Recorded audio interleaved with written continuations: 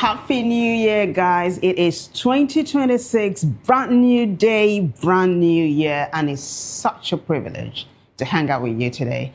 Thank you so much for joining us. And if this is your first time, accept a very warm welcome from us. I say us because I'm not flying solo. My name is Vivian Oguchi, and in a short while, you're going to be meeting my co-anchor. So this here is where we're going to tell you all things trending. And we're going to be, look, it's tradition, right? It's a thing in Nigeria that when you cross over from one year to the other, there are going to be prophecies, and then there are going to be prophecies. So we're going to start from that. But hey, before we continue with this, let's meet my co-anchor. Like Vivian said, Happy New Year, and of course, welcome to the year 2026. If this is your very first time, I encourage you to subscribe and hit the notification bell so you don't get to miss another episode of our show. And we really want to hear what you've got to say about the conversation we're having today. Let's get the show on the road. All right. Without further ado, we begin with hashtag 2026 prophecies. So we begin with Pastor Enoch Adeboye. He is the General Overseer of the Redeemed Christian Church of God. And he said 2026 in Nigeria is going to be good, that when it comes to hunger, there's going to be a massive reduction. But there's another part to this prophecy. He said there will be a reversal of the Japa syndrome. You do know what Japa is, yeah? It's a slang in Nigeria for people who are in search of greener pastures and leave the country for other countries. So he said those that left will return. And that, strangely, is what netizens are latching onto. But hey, before I talk too much, let me take you to X now so you see how this particular hashtag is panning out. Thank you. So Oyindamola is the one that brought us the story. One of the people actually telling us about this. Oyindamola says there will be a reduction in hunger in Nigeria this 2026. There will be a reversal of Japa. Those who left before will return. I will share the second part when God gives the go-ahead. Pastor E.A. Adeboye's prophecies for 2026. Take a listen, guys. Concerning Nigeria, the prophecies are in two parts. I'm not sure I want to share the second part. I will pray more about that. If God gives the go-ahead, I may share the second part on Friday. But for now, he said this year there will be a reduction in hunger.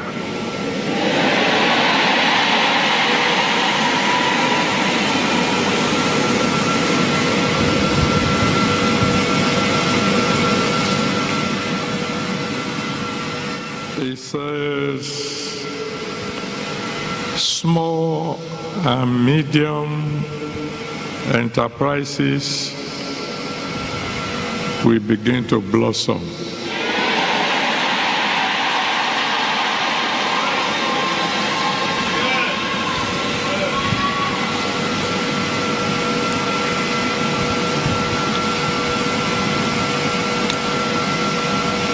It says something that I can only put down as reverse Japa. And many who Japa will come back home.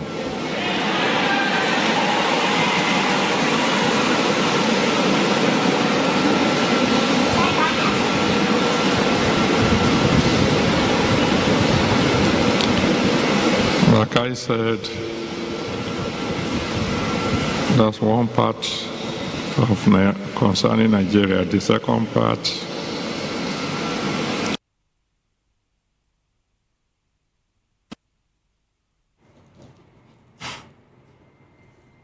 so apparently it's a two-part prophecy, but the pastor is saying just chill a bit, yeah? If there's no green light to give the other part yet. When the green light comes, maybe Friday, so fingers crossed. But the first part of the prophecy is reduction in hunger in Nigeria, and there was a thunderous amen to that. And then a reversal of Japa. Now, I don't know if that amen, in response to that one was thunderous, like it was for the first course. So netizens are reacting. Let's take you back to X so you see how netizens are reacting. Get you, that's a picture of LeBron James. Yeah. Big Energy says those that Japa will come back to what? And he's asking more reactions. Let's continue to take a look at them. Sheun says those of you way Japa, you shall don't hear. If you like Japada. Four-eyed Adeboye says, notice how the amen for that last prayer take low. Chain Lord says, I will miss my visa interview. Nigeria is about to get better. I believe you, Papa. And Salman says, Una way Japa, una sha don't hear. We go say soon. So this is the part people are latching on to, yeah. But let's take a look at the next reaction. Ikechukwu is laughing, and you're going to tell me why you're laughing in a short while. But Fasabe Olabi says, God gave me this revelation in 2022, and people abused me, but I am waiting for the manifestation. Tinubu is the catalyst who will lay the foundation of a new Nigeria, and El Rufai is the transformer, and Nigeria will be the envy of many nations of the world. Now, Director, just leave that on the screen. I want us to talk about this a little bit. Before you tell me why you were laughing when your netizens were reacting to the Japa thing, Yeah. What do you understand here? Olabi is saying Tinubu is the catalyst and El Rufai is the transformer. These two do not even mix. It's like oil and water. But hey, what do you make of this? So first, he was talking about, pre-2023 election.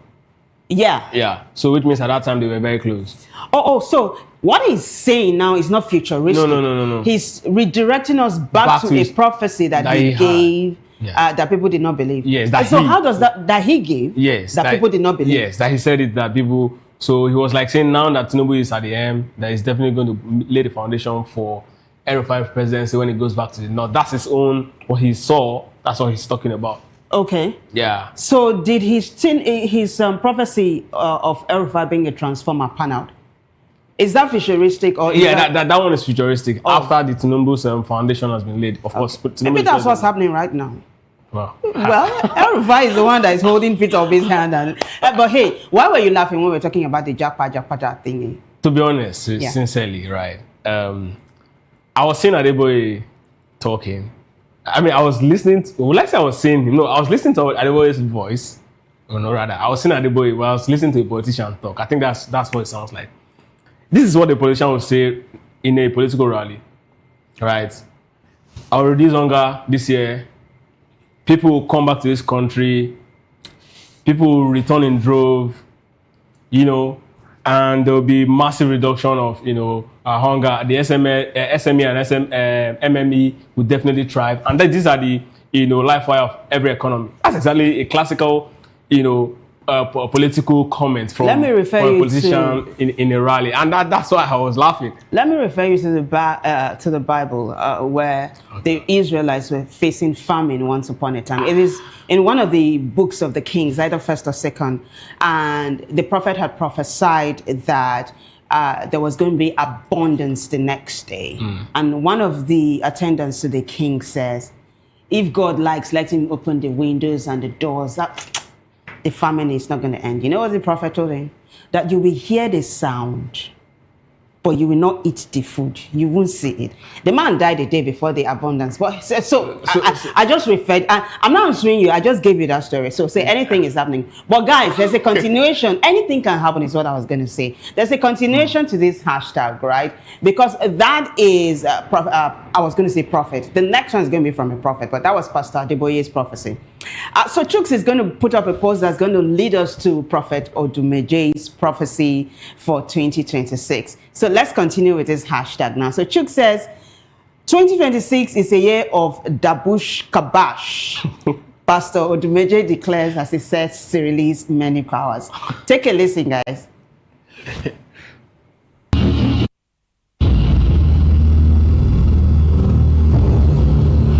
And 2026 is a year of Dabush Kabash.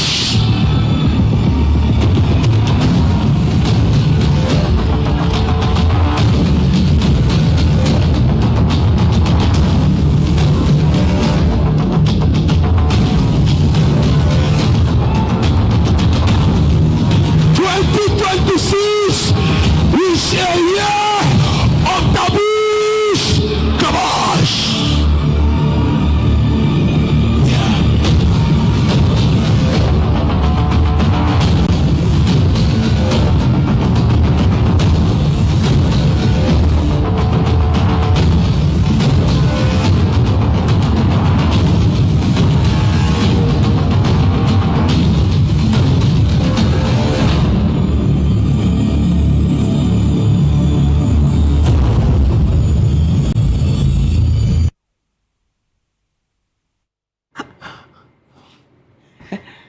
Okay. Do you understand it? How will I understand? Dabush Kabash. I don't even understand the very literal. Oh my God.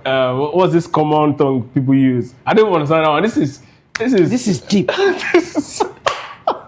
So netizens are jumping on this because I actually don't know what to say. I don't know what Dabush Kabash is. But netizens are responding to this particular one. This is in Dabuski, yeah? Yeah. In Dabuski. That's one of the very first power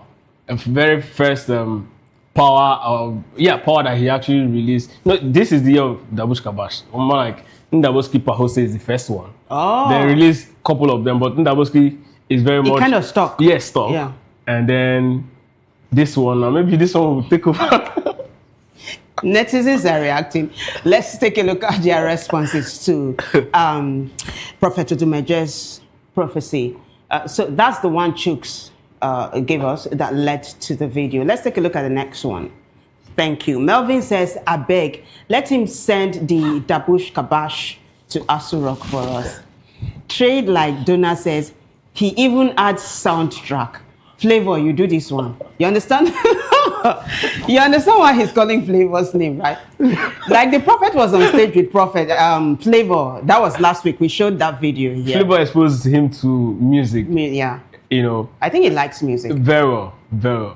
There's another post I'd like for you to take a look at that's going to lead us to the next hashtag.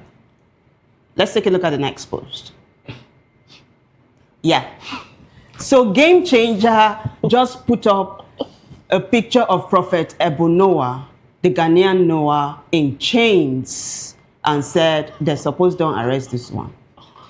And guys, I'm not going to say, I'm just going to lead you to the next hashtag. It's hashtag Noah. The police in Ghana, they've arrested him over false prophecy. That's our next hashtag. So let me take you to X now. A couple of publications are going to be telling us, from different angles how the story is panning out. We have been following Noah from the beginning when he talked about the whole world ending via flood on the 25th of December. It didn't happen. So the Harare Times says Ghanaian police have arrested self-styled prophet Evans Eshun, known as Noah, after his end of the world prediction sparked public panic. Eshun claimed the world would end on Christmas Day 2025 in a massive flood, building 8 arks and insisting only those inside will survive. Police say he was detained by the Inspector General's Special Cyber Vetting Team as part of efforts to curb cyber-related activities ahead of New Year's Eve religious services. So this even happened yesterday. And then the Harare Times goes on to say his prophecy drew global attention and fueled fear and intense reactions online. The Pulse has more on this. Let's take a look at it. So Pulse Ghana says Evans Eshun, known as Noah, has been arrested by the Cyber Vetting and Enforcement Team in Wejagbawe, Greater Accra, for allegedly spreading false claims of a catastrophic rainfall set to destroy the world, causing fear and panic. Details of the arrest are still not known. And then they showed him in chains. So let's take a look at the picture of the prophet in chains now. Yeah, that's him. So basically, this is the update. Were you expecting this? They had arrested him, once upon a time and released him. I'm talking about the police in Ghana because they felt this was a religious matter. Yeah. But now that 25th of December 2025 came and passed and there was no flooding, they've arrested him for prophesying falsely. Well, I think they're still going to release him. Yeah. It's still very much a civil matter, not a criminal, case.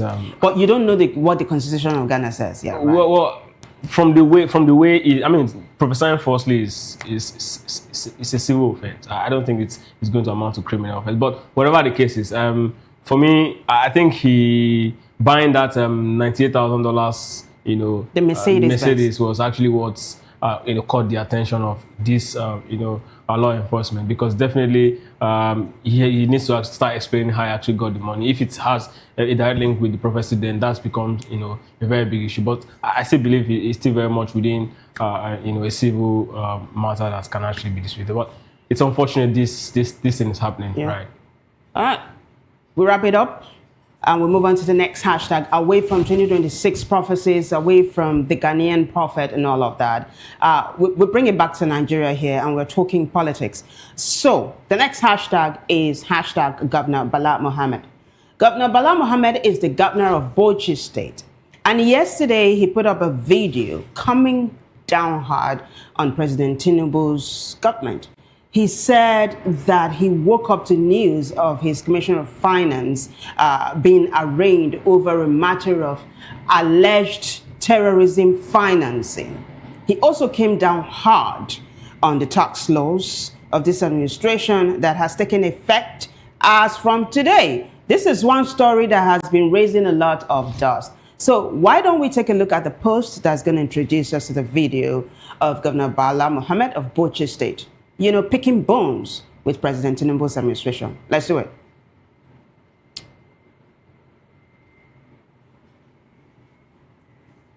So, Governor Bala Mohammed blasts President Tinubu over the tax reform laws and the arraignment of his Commissioner of Finance by the EFCC over an alleged $9.7 million terrorism financing charge. $9.7 million terrorism financing charge. Bala said, I woke up to an accusation that I'm being accused of terrorism. My Commissioner of Finance is being held by the EFCC, and my name is being mentioned in the suit, even though I have immunity. They have not done 1 kilometer of road in Bauchi State. They have not provided water. Even the security agencies, I'm the one paying them to work for us, and they have the guts to talk. I have kept quiet for too long. I'm not a coward. The federal government should look at this tax system. In spite of all the impurities, is it impurities or impunities? Impunities. Impunities, I think. They are still going ahead with it to impoverish the common man and the sub-nationals, that states. And we are keeping quiet. And he has a lot of things to say, really. Take a listen to him, guys. I was just waking up to an occasion where I was told that I'm being accused of terrorism as a governor. Someone who is the head of the opposition. My commissioner has been kept and will not be released by an EFCC. Even when I have immunity as a governor, my name was stupendously mentioned in a motion in a court of law in Nigeria. Me, Bala Mohammed, who is recognized without my inkling for this kind of recognition. God is wonderful. I don't have to say anything. I don't even have to go to the public court. But certainly, politics has become something in Nigeria. But with this kind of people around, Mr. Malgui and his colleagues, there is still hope in the country. Whatever anything does to denounce you, to prosecute you, somehow God will bring something to absorb you of blames, of persecution. Because with the little resources we have, the work we have done in Bauchi, somebody will accuse us of arbitrariness. We have a country where 51% of the resources is taken by the federal government. In my state, they have not provided 1 kilometer of road. They have not provided water. Even the security agencies, I'm the one paying them to work for us. And they have the guts to talk. This is a country where when you walk, you become a villain, you become an idiot. I have kept quiet for too long, just for peace and security. Because as politicians, we should not overhate the polity. but I'm not a coward. I'm just keeping quiet because of the common people. We don't have to denounce, denigrate people before we ascend to power. The federal government should look at its tax system. In spite of all the impurities, they are going ahead to impoverish the common man, to impoverish the subnationals. We are keeping quiet. There is no security in the north more than that we have in Bauchi State. And that's what we have done together through community development. I have APC and PDP and even NNPP here. We are living in peace because of democratic governance. We tolerate ourselves. There is too much intolerance. The APC-led federal government think they can use the courts, the institution of government like the EFCC, to persecute and prosecute Nigerians that are not within their own party. If they don't stop, we are going to declare war. I assure you we are not going to keep quiet any longer. I won't allow anybody to criminalize me. Kechiko, that's deep. That is true. That's some deep talks. Did you see the expression on his face when he was talking? He wasn't even joking around at all. That's how a governor should speak. Really? Yes. I mean, that's how a governor should speak. I mean, you saw the Trump and Cuomo incident in the US during the breakdown. Cuomo spoke like the governor of a state. I'm talking about governor of New York, yes. Yeah. So he was speaking tough because he understands he controls the security architecture of the state. That's how a governor should. He also said something that's very important, that we live in a country where 51% of resources go to the federal government. Why? It's because for, I was talking about many of these resources going back to the hands of the state, so that the state can really actually grow and develop at their own pace. That's exactly how it should be. Security of the state, he was saying again that he pays them, in spite of them being under the federal payroll. Nigerian police is a federal government agency, not a state government agency. So netizens should listen to you explain this, because they are picking bones with the fact that he's complaining about the roads and water, and they're saying, is that not your responsibility? That's the thing, right? But then if you say that's the responsibility of the governor, why would the federal government be taking 51% of the resources of the state? So you are advocating for decentralization. Absolutely. Which is what's called true federalism. Let the state take at least 90% of resources. Let's each give 10% to the federal government to actually, keep the country safe, and then enact policy that will keep the country. That's exactly how it is done. He also denounced the new tax laws, the implementation actually. Not just him, so many people, including the former Vice President Atiku Abubakar, Senior Advocate of Nigeria, Femi Falana, is saying, look, if you don't mind yourself, that's just going to institute a lawsuit. And also, there's been a drumbeats and all, but the federal government said, look, this thing's going to go ahead. Now, the onus lies on the National Assembly to say, okay, we are going to repeal this law and regazette it. But that's not been done yet by the National Assembly. Well, I mean, at this point, if you've been following the polity in Nigeria, you understand that there's really no difference between the executive and legislature at this point. They seem to act in sync. Whatever the executive wants, they just, okay, you can actually have it. We are here to serve you. That's exactly what they appear to be. There are two types of executive you find in the world, just like, you have two types of, deputy in the world. You have the doormat and the matadors. Now, when you have the doormat as your, executive or legislator, you definitely become a tyrant, because they will definitely not check you. Not because you want to be a tyrant, but because they are not checking you, definitely you just assume the position of a dictator. But I also don't want us to overlook the bone of contention here, which is the fact that his Commissioner of Finance was arraigned by the anti-graft agency EFCC. That really is something that has stirred the honestness. I'm talking about the governor now. He said he has immunity, but his name appeared in this whole matter. It's even funny that his name has to appear, because of immunity. You have to actually, respect the governor. I mean, until he leaves office, you can now start bringing him, in to actually answer certain. But at this point, he's a governor. That's for him, it's insulting. That means you don't respect the Constitution. That means, what the president did in Rivers State is obvious enough for politicians to start looking at, okay, this is a president who really doesn't care about it. But let's talk about this case of terrorism financing. The Commissioner of Finance for Bauchi State is not the only one in the nets of the EFCC right now. We have the Attorney General of the Federation cooling his feet in Kuje prison as we speak now, alongside his wife and his son. And one of the charges against him is money laundering, and of course, an earlier charge, which we don't know where that has gone to. It was terrorism financing and all. Even though his allies have come out to say this is just pure witch hunt and all. But so this is something that is ongoing, and Nigerians are keeping their fingers crossed to see if this is actually legit or if it is a witch hunt. See, as much as I would like the terrorist financiers to actually be caught and of course publicly shamed, eventually sent to jail, that's my I want to believe Nigerians also want that to happen.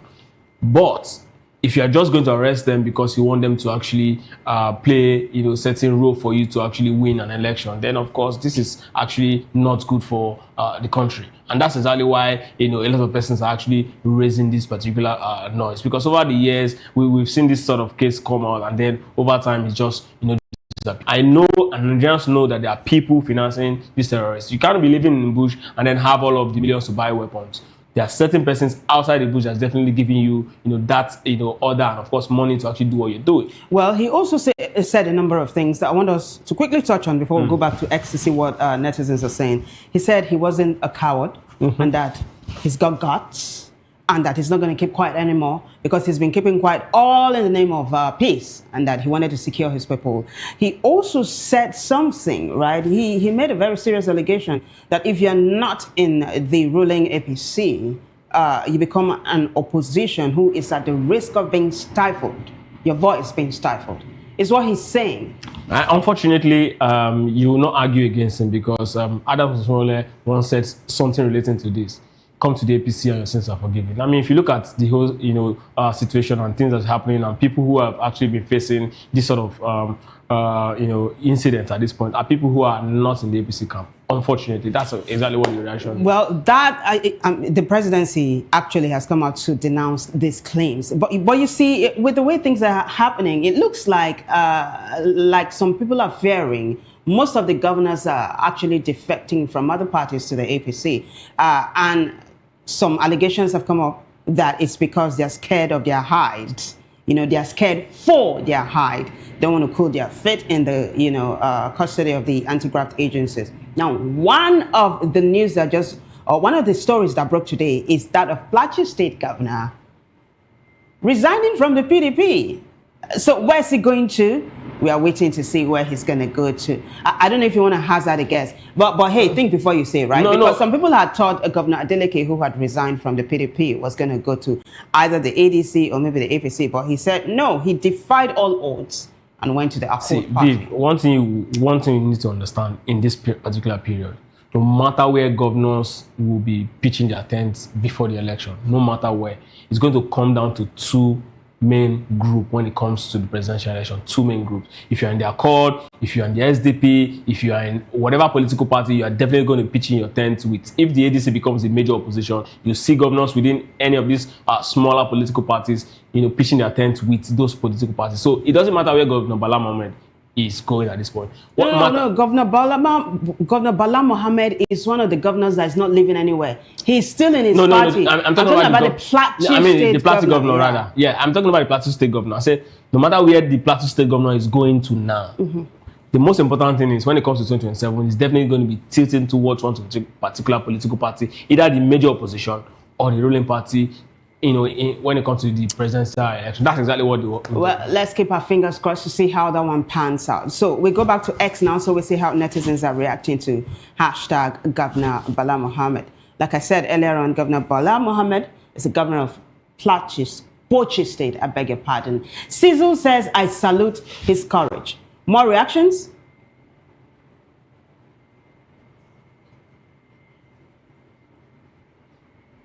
So Ali, one message says, if you see any of them opposing the law, I'm sure Ali is talking about the tax law. He goes on to say, it's simply because it doesn't favor their interests. Tax reform is a sound policy already adopted by most developed countries. So Nigeria should not be an exception. Onodugu says, resisting Tinubu is enough integrity, more courageous than most governors in the South. Let's take a look at the other reactions, shall we? Awujale says, water supply in Nigeria belongs to the residual list. What that means? Matters on the residual list are not listed under the exclusive or concurrent legislative lists in the 1999 Constitution. Such matters are therefore the responsibility of state governments. War between who and who is the billion-dollar question. Your mom's boyfriend, I'll settle for Kadri. Kadri says, state government is accusing federal government of not providing water. So you see now, some people are saying, hey, how does this even add up?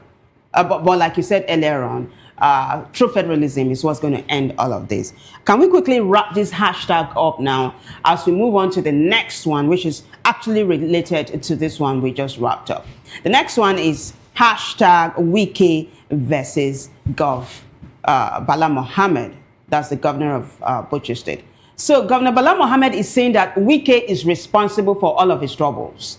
And Wike, of course, is responding. So I'm going to take you to X now so you take a look at the post. That's going to tell us what Governor Bala is saying and why he thinks Wike is behind this problem. Ayekuto says, so the governor was on a televised interview and he said, quote, Wike has put fire in my state. He is a terrorist. He's behind all my problems. My informant at the EFCC told me, end of quote, Governor Bala Mohammed of Bauchi State. This is ominous if you ask me. Let's take a look at the next post, shall we? So, Nigeria Affairs Journal says, FCT Minister Nyesom Wike responds to Governor Bala Mohammed over his comment where he accused the minister of being behind the EFCC terrorism financing charge against the Commissioner of Finance. Wike said, quote, I watched what Governor Bala said, that all the problems he's having, that I'm the one behind it, because I said I'll put fire in his state. So if you know I have such power, why are you fighting?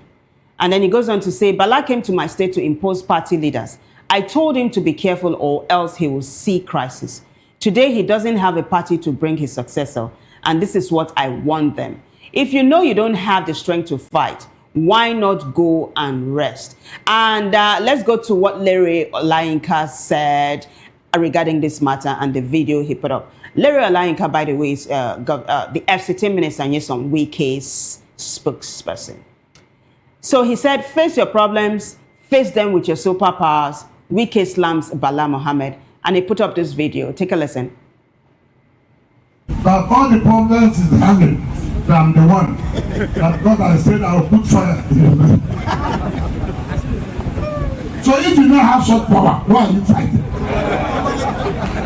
If I have the power to put fire, so why are you fighting? Go and face your problem. You came to my state and said, be careful. Leave my state alone. You wanted to impose party leader in my state. I said, you will see the crisis. Today, he does not have a party to bring his successor. That is what I want them. If you know you don't have the strength to fight, why not arrest?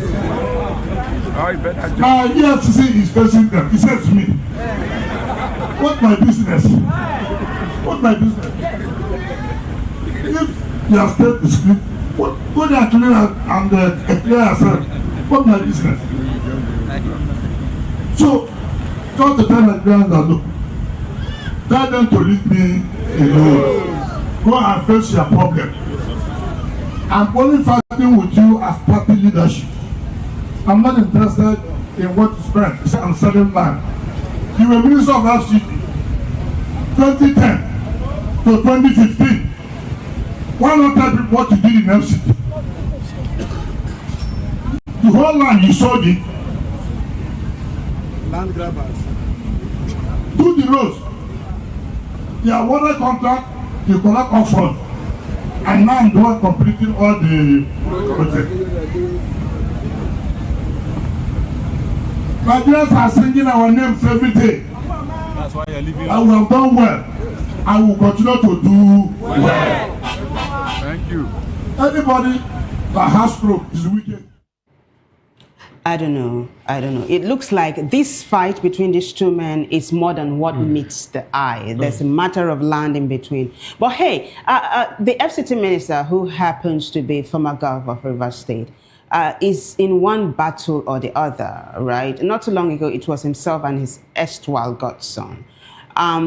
And that's what netizens are latching on to. They are saying, is this not one fight too many for the FCT minister? So I'm going to take you back to X now so you see how netizens are responding to hashtag Wiki versus Gov. Bala, let's do it. So Marshall Mother says, if PBAT pulls the plug on Wiki tomorrow, what becomes of him? $1 billion question, if you ask me. Gona Wisdom says, make this man dey careful, because if opposition party win like the likes of Atiku, this man go wrong come out for Nigeria. He should be careful he is playing politics with the North, and he should know that tomorrow is too long. More reactions? So, Bengagiwa says, Gov Bala was forewarned, but now the heat is becoming too much for him. He should face the music alone, Jari. Onyishi says, at Gov Wiki, you can never win all this unnecessary fight you are attracting to yourself. So let's talk about it a little bit, Ikechukwu. There's there's an adage in Africa that says when a man cooks for the community will finish it. When the community cooks for the man, it's going to be difficult for him to actually. And this me responding to someone who actually talked about him picking up too many unnecessary battles. Let's talk about these battles. Not too long ago, it was Sheyi Makinde, the governor of Oyo State versus the FCT Minister Wike. Before that, it was Fubara versus Wike. Before that, after that, it was the young naval officer, Lieutenant Yerima. And then again, it was Ruben Abati versus Wike. Now it is Wike versus. Of course, not forgetting there's also a pending Atiku versus Wike, Tamboa versus Wike.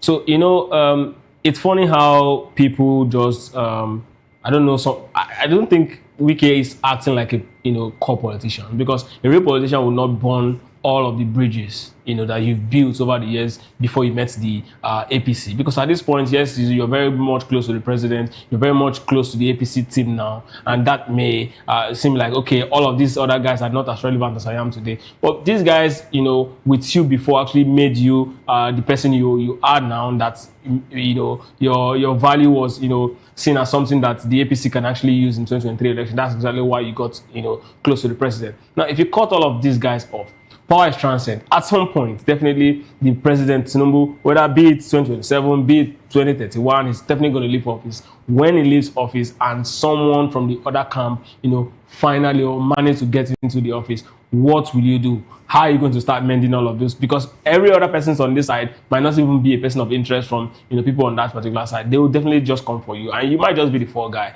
Every sense of the administration, every anger they have towards this particular president will just be heaped on you, and you cannot withstand it. Another thing that stood out for me was the fact that one of the responders said he should be careful with picking up a fight with the North. That's exactly what it seems like he's doing at this point. It's so unfortunate, because if you start picking up fights with governors, ex-governors, these guys are people of influence. They might have left office before you leave office, but their influence and people who succeed them, be it in the same political party or not, they still have some sort of influence or some sort of words they can put in to actually get certain favors done, and they will definitely find a way to actually come for you. So let's continue to see how this one pans out, right? Governor Mohammed is spitting fire as we speak. We'll see how this one pans out, like I said earlier on. Let's quickly take you to another breaking news, really. So Governor, I beg your pardon, the Senate President, Godswill Akpabio, has asked his lawyer to withdraw his suit against Senator Natasha Akpoti. He's saying, I forgive you. Let's not do this anymore. This is a shocking news, I'm telling you. But why did he do it? He was in church and he listened to the priest talk about forgiveness, and his heart was touched, and he decided to withdraw the case of defamation against him and all. And not just the one with Senator Natasha.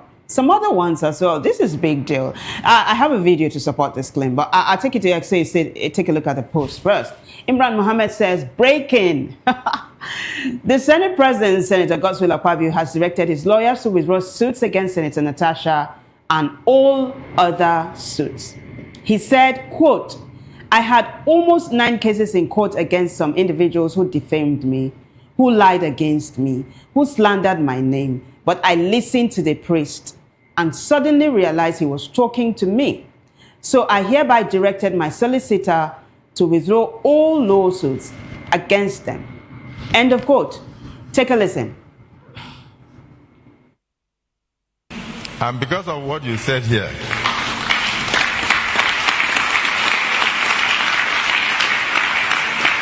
I had almost 9 cases in court against some individuals, against people who defamed me, who lied against me, who slandered my name and all. But listening to the priest, I suddenly realized he was talking to me.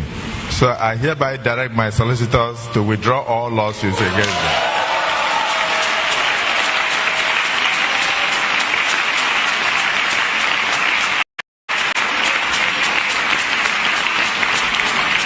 My dear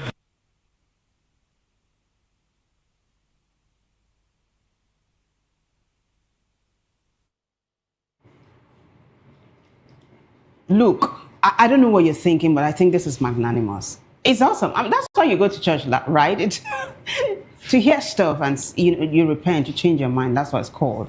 But there are people who are responding to this one, and they're coming at the Senate President from different angles.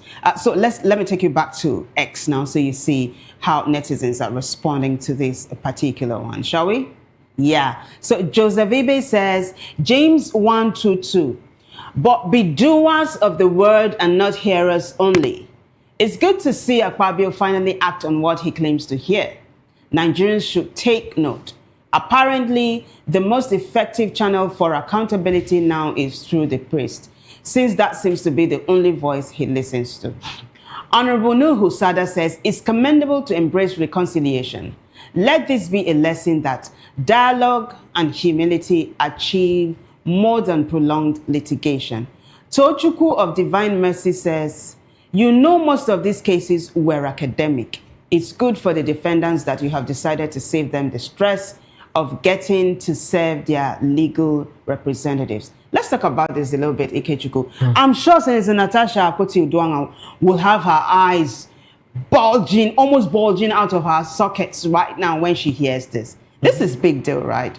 Yeah, it is. I mean, Akpabio finally decided to do what I was expecting him to do. There's actually no need, fighting, going to court with Senator Natasha.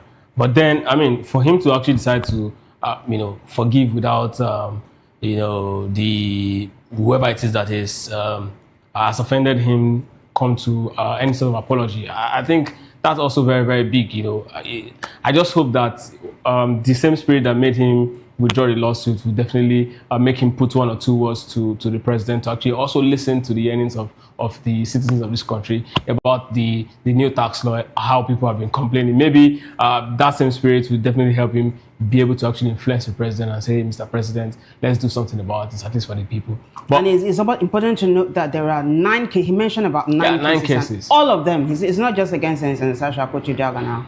Against all, in fact, he said all the cases in court, just withdraw them. I think it's a big deal. Yeah, very, very, very huge. Yeah. So let's quickly take a look at the next hashtag, which is hashtag Benjamin Netanyahu, the Prime Minister of Israel.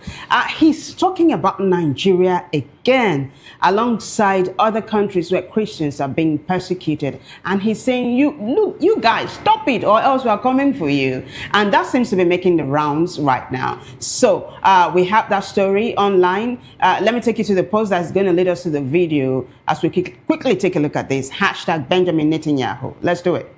So, Nigeria story says, Israel is going to confront and defeat terrorism in Nigeria, Africa, and Europe. Israeli Prime Minister Benjamin Netanyahu. Take a listen, guys. There are some people who believe that I don't know that faith should be silent and terrorism should be understood. No. Faith should speak its voice and terrorism should be confronted, not understood, confronted and defeated. And that is what we're engaged in right now. So I want you to know that I spoke with President Trump yesterday. I said this publicly too. I see the battle against us and the battle against our Judeo-Christian tradition. They go to Europe, they go to the United States, they go to Africa, Nigeria. And we are conscious of the fact that Christians are being persecuted across the Middle East, in Syria, in Lebanon, in Nigeria, in Turkey, and beyond. Beleaguered communities who deserve our help. Just as you are helping us, we want to help back. And we're capable of doing that. In Africa with intel, in the Middle East with a lot of means that I won't itemize each one. But this is what our agenda is. It's the main part of our agenda. And it's going to continue with greater force and greater might in this coming year.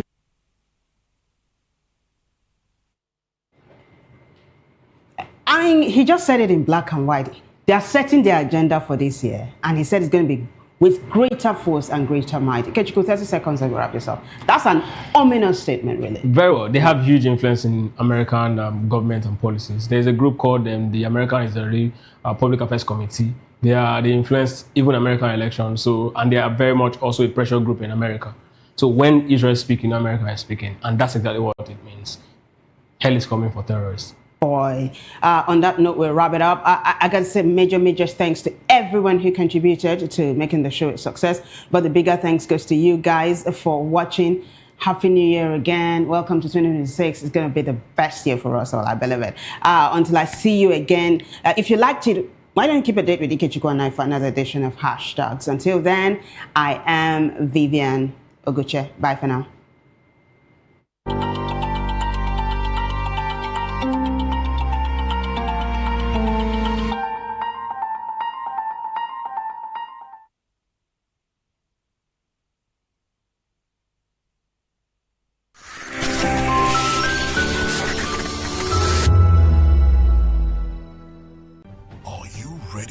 Extraordinary. Something big is happening on your screen.